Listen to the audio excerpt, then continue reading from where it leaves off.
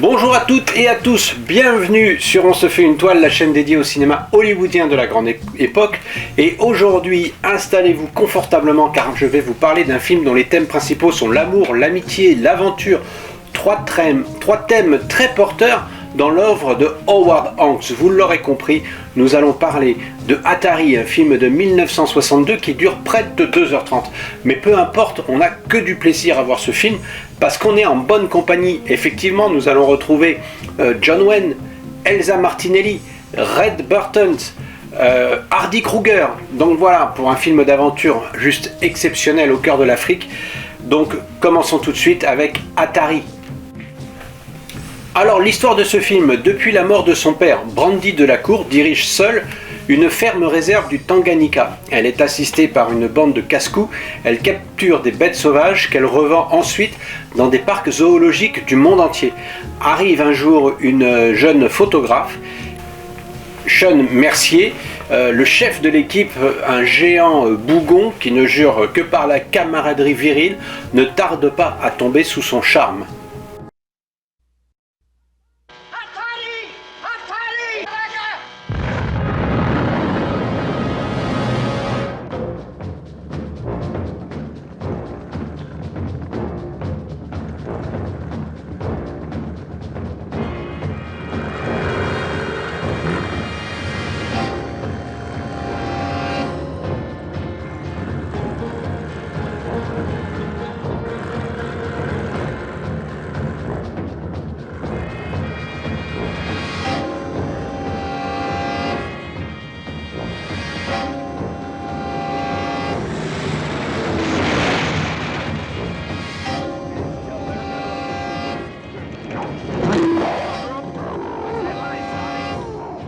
Alors, les critiques. Comme vous le savez, comme vous en avez l'habitude, maintenant on va passer aux critiques de la plus négative à la plus positive. Et je suis assez étonné parce que pour ce film, sur le site Allociné, il reçoit la faible note de 3,9 sur 5. Vous allez me dire que c'est pas si mal, mais j'aurais bien imaginé que la note soit bien plus élevée. Car pour moi, j'adore ce film. Et donc, si on commence par la critique la plus négative, elle nous dit que certes, il y a de jolis décors, mais s'il suffisait d'avoir cela pour faire un bon film, ça se saurait. À côté de ça, on se retrouve devant un film assez ennuyeux, pauvre en action et très souvent ridicule. On se moque facilement de ce qui se passe et les quelques touches d'humour sont trop faiblardes, voire absolument nulles. Et puis, on ne sent pas vraiment d'enthousiasme de la part des comédiens. Non, vraiment, ce film est une déception. Voilà, ça c'est fait. Heureusement, il y a quand même plus de bonnes critiques que de mauvaises, et d'ailleurs celle-ci nous dit que avec ce film intégralement réalisé en Tanzanie, Howard Hawks nous donne un très grand spectacle d'aventure. John Wayne y trouve un rôle en or qui, à force de courir après les grands fauves, court à sa perte de sa vie de célibataire. On y retrouve quelques scènes inoubliables et on frôle la perfection dans la simplicité et les prises de vue. Il n'y a pas de scène inutile, pas une réplique ou un gag de trop, l'essentiel seulement, mais toujours sur le plan du savoir-faire et du divertissement. Bref, c'est un nouveau chef-d'œuvre de Howard Hawks. Voilà, comme on dit, on remet l'église au centre du village, et en ce qui me concerne, vous l'avez compris, ce film fait partie des panthéons des films de Hawks, du cinéma en général. Effectivement, l'Afrique est le point central de cette belle histoire, simpliste, mais qui procure tant de plaisir. Hawks table toujours sur le même refrain, cela fonctionne à merveille. On peut s'identifier au héros, c'est peut-être ça la force du film, le courage, la faiblesse, l'amitié, la camaraderie, l'humour. Une femme va bien sûr perturber tout ce beau monde, et le spectacle se révélera des plus relevés. C'est un film des années 60 qui passe très bien. Alors, est-ce qu'aujourd'hui un film avec ce thème-là passerait encore? Rien n'est moins sûr. La chasse aux animaux pour les rapatrier dans des zoos, eh bien c'est pas évident que cela marche, mais ce qu'il y a à retenir, c'est que c'est un film excellent et que c'est un incontournable. Alors les petits plus, petite rubrique intéressante. Pour pouvoir enrichir donc cette rubrique, je me suis directement inspiré de la biographie de Howard Hawks. Rien que sur ce film, il y a plus de 25 pages qui documentent ce tournage. J'en ai retenu l'essentiel et condensé pour vous, et dire que Howard Hawks avait eu une liberté quasi totale pour faire ce film est un euphémisme. Mais sa méthode créatrice à la fois souple et énergique, le mélange particulier des personnalités, réunies à l'occasion, et sa tendance à découvrir son film au fur et à mesure du tournage font que le film est très différent de ce que l'auteur en avait au départ dans sa tête. Aujourd'hui, c'est un film qui serait quasiment impossible à faire, puisque Hollywood ne permettrait jamais une telle liberté d'action et ne permettrait pas qu'un réalisateur puisse dépenser sans compter, sans donner la moindre explication. Donc Hanks venait de se débarrasser de la Warner Bros. Comme producteur, il était en position de force grâce à son dernier succès, Rio Bravo, et donc Hanks, tout comme John Huston, avait ce rêve africain qui ne le quittait pas. C'est un projet qu'il mûrissait depuis plus de 4 ans, et c'est la Paramount qui a annoncé à Atari à la fin mars, le tournage devant commencer 6 mois plus tard. Le studio a payé Hanks $150 000 pour l'histoire, $150 000 pour la réalisation et 50% des bénéfices. Dans le même temps, John Wayne acceptait d'être la vedette de ce film pour $750 000 plus 10% de recettes brutes si le film dépassait les 7,5 millions. Donc Hanks donnait des directives aux scénaristes en leur disant qu'il voulait reprendre des idées de ses films précédents. Initialement, John Wayne devait partager l'affiche avec Clark Gable, qui devait jouer 2 vieux chasseurs qui, comme dans Point de fer, Cœur d'or, continuaient à se disputer les mêmes femmes. Souvenir de Rio Bravo, l'un des 2 hommes était alcoolique et l'autre veillant sur lui. Estimant à juste titre que le film serait une production très coûteuse et fixant un budget de départ de $2 775 000, les cadres de la Paramount décidèrent qu'une vedette à énorme cachet suffisait et ils n'engagèrent pas Clark Gable dont le salaire devait être égal à celui de John Wayne. Gable venait de terminer d'ailleurs le tournage assez éprouvant de Misfit de John Huston et il mourut le 16 novembre, soit 12 jours avant le début du tournage de Atari. Pour le rôle du français, Hanks penchait pour Yves Montand, ayant vu une bobine du film Le milliardaire de George Cukor qu'il était en train de tourner avec Marilyn Monroe, mais donc Montand était intéressé, mais doutant de son anglais, il a demandé à voir un scénario. Comme il n'y en avait pas, il a renoncé. Après, Paul Hemmick, qui était en charge et qui avait la lourde tâche, la redoutable tâche d'organiser le tournage africain, télégraphait à Hanks, nouvelle restriction empêche de filmer les séquences de chasse au Kenya, le Tanganyika semble mieux convenir. Le mot Atari veut dire danger, ce qui correspond bien au film. Ayant décidé d'utiliser une vedette féminine italienne, Howard Hawks envisage sérieusement Claudia Cardinal. Mais son anglais est très insuffisant et donc il se rappellera qu'il avait rencontré à Rome une de ses vedettes, Elsa Martinelli. Cette beauté pleine d'allant avait en fait débuté à Hollywood 5 ans plus tôt grâce à Kirk Douglas dans La rivière de nos amours d'André de Toth. Elle avait l'air simple et naturelle et la minceur qui plaisait à Howard Hawks. Et oui, comme Hitchcock, ce réalisateur avait lui aussi une idée précise des femmes qu'il mettait en scène dans ses films, grandes et longilignes. Il était toujours indécis quant au rôle censé apporter une détente comique.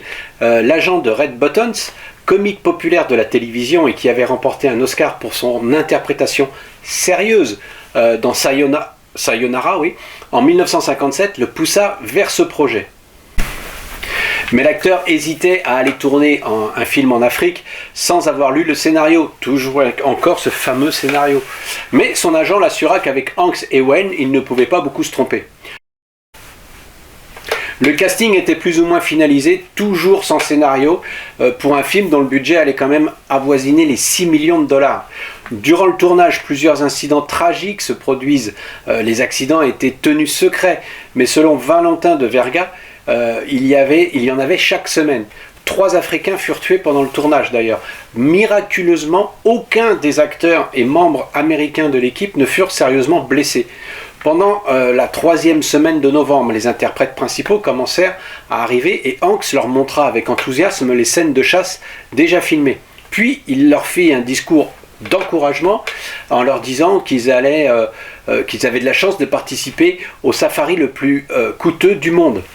Quand Hanks a quitté la pièce, tous les acteurs se tournèrent vers John Wayne pour lui demander s'il avait un exemplaire du scénario. Martinelli se souvient, il a pris une pose comme une photo de mode, puis il a dit « Écoutez les enfants, J'ai fait une centaine de films, les meilleurs réalisateurs, à commencer par Hanks, ne m'ont jamais donné de script. Je suis un acteur et quand on me demande pour un film, je sais qu'on a besoin de moi, c'est tout. Il faut leur faire confiance. Si vous avez du talent, ils sauront l'exploiter. Le tournage donc allait bon train et on en vient bientôt à la séquence de capture des rhinocéros qui rendait tout le monde particulièrement nerveux. Le camion du chasseur fut équipé à la demande de Hanks d'un siège fixé sur le garde-boue avant gauche pour que le chasseur chargé de capturer les animaux soit plus visible. Cette solution était plus photogénique certes, mais plus dangereuse. Alors vous vous en doutez, cela rendait les acteurs très vulnérables. Et quand John Wayne arrive et qu'il annonce « c'est moi qui vais monter sur le siège baquet, pas de Vergas », et avec très peu d'entraînement, il se mit en devoir de montrer à tout le monde comment il fallait s'y prendre. La dernière semaine de janvier, l'équipe de Hanks revint à la base d'Arusha, où étaient filmées donc les scènes se déroulant au camp des chasseurs. Les éléphantos avaient vraiment l'air de prendre Elsa Martinelli pour leur mère, exactement comme dans le film. La scène dans laquelle Red Buttons capture des centaines de singes en envoyant une fusée qui déploie un filet au-dessus d'un grand arbre se révéla particulièrement palpitante. La scène fut repoussée de 5 jours parce qu'il y avait un souffle de vent et qu'il ne devait pas en avoir du tout. Afin que cette scène soit assurée, tout le monde fut placé à 500 mètres derrière des barricades parce que, en fait, on ne savait pas où allait partir la fusée et personne ne pensait que ça allait marcher. Mais comme on peut le voir dans le film, ça a fonctionné du premier coup. La plupart des difficultés du contingent viennent du contingent français. Vous m'en direz tant. Et dès le début, Hanks confia à Martinelli qu'il ne savait pas comment utiliser Gérard Blain, qui paraissait si petit à côté des autres acteurs, et en particulier à côté de John Wayne. Donc il décida de l'habiller en noir pour un peu accentuer sa stature, comme il l'avait fait d'ailleurs avec Montgomery Clift. Blain et John Wayne ne s'entendent pas forcément sur le tournage, essentiellement à cause de la politique et de la décision peu diplomatique de Blain d'exprimer son opinion devant la vedette de droite, sur la peine capitale, sur la baie des cochons, etc. Donc Wayne ne refuse pas la discussion, mais Blain l'exaspéra. Celui-ci aurait dû savoir qu'il ne pouvait pas gagner, mais il persista et son rôle en souffrit. Parce que comme le film était improvisé au fur et à mesure du tournage, eh ben son rôle devint de plus en plus mince.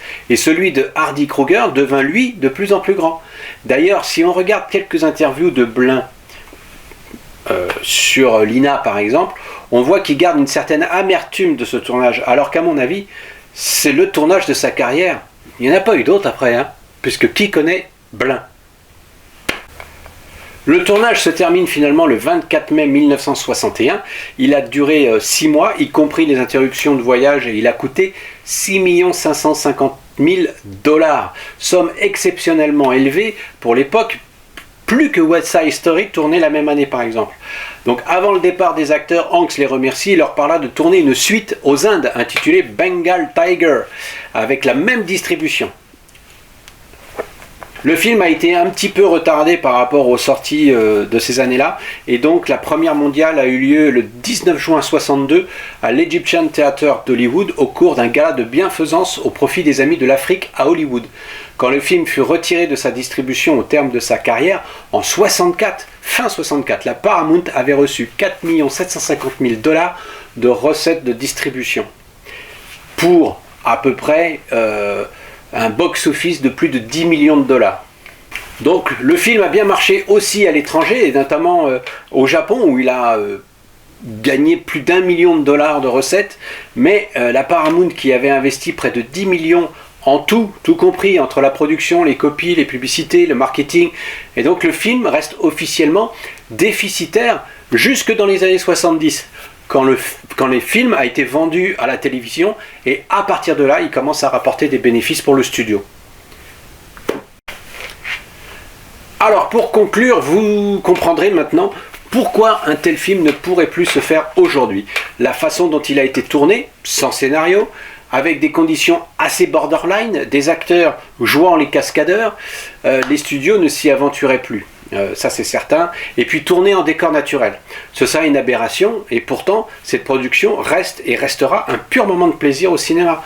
Un grand classique au même titre que les autres grands films de Howard Hawks, comme Seuls les anges ont des ailes, Le port de l'angoisse, Le grand sommeil, La rivière rouge, Rio Bravo, etc., etc., il y en a tant d'autres. Donc, voilà pourquoi ce film était important pour moi de vous le présenter, et voilà.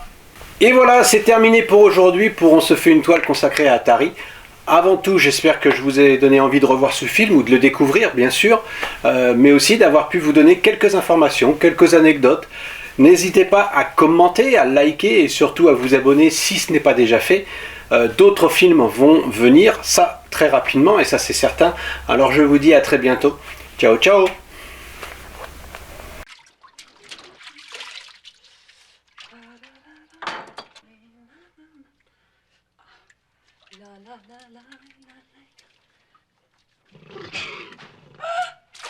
Oh, mamma mia!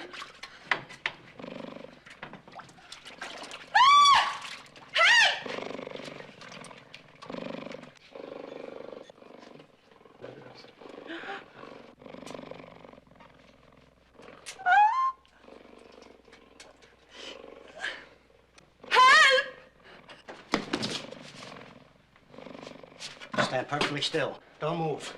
I think I can save you. Hey, get back. Back. Back. Thank you. Okay. Get back.